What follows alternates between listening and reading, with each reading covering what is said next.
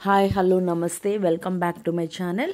ఈరోజు ఈ వీడియోలో చికెన్ ఎగ్ ఫ్రైడ్ రైస్ ఎలా తయారు చేసుకోవాలో చూద్దాము.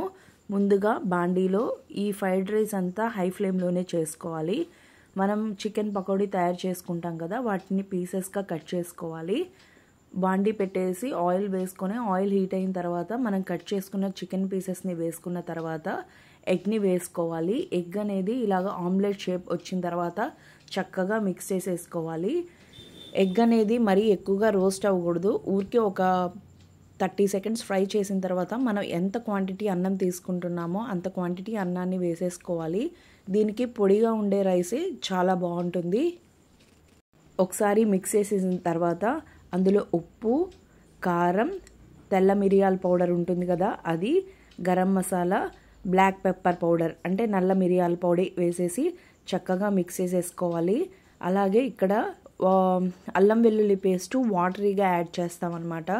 తర్వాత సోయా సాస్ వేసి చక్కగా ఇవన్నిటినీ హై ఫ్లేమ్లోనే ఫ్రై చేసుకోవాలి. ప్రతి ఒక్క అన్నం ముక్క అనేది బాగా హీట్ అయ్యే వరకు ఇలాగా కదుపుతూనే ఉండాలి.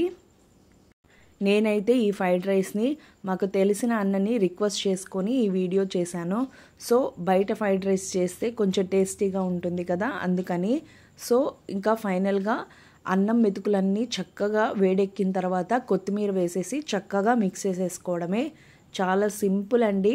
కాకపోతే మనం చేసే విధానంలో డిఫరెన్స్ ఉంటుంది కాబట్టి కొంచెం టేస్ట్ అనేది డిఫరెన్స్ వస్తుంది. సో ఫ్రైడ్ రైస్ మాత్రం ఎప్పుడు హై ఫ్లేమ్లోనే చక్కగా ఫ్రై చేస్తూ వస్తేనే టేస్ట్ బాగుంటుంది. ఇలా అన్న చూపించిన విధంగా మీరు కూడా ఒకసారి ట్రై చేయండి. ట్రై చేస్తే ఎలా వచ్చింది అండ్ ఇక్కడ ఈ అన్న చేసిన ప్రాసెస్ ఎలా అనిపించిందో కూడా కామెంట్ చేయండి. Thanks for watching. వీడియో నచ్చితే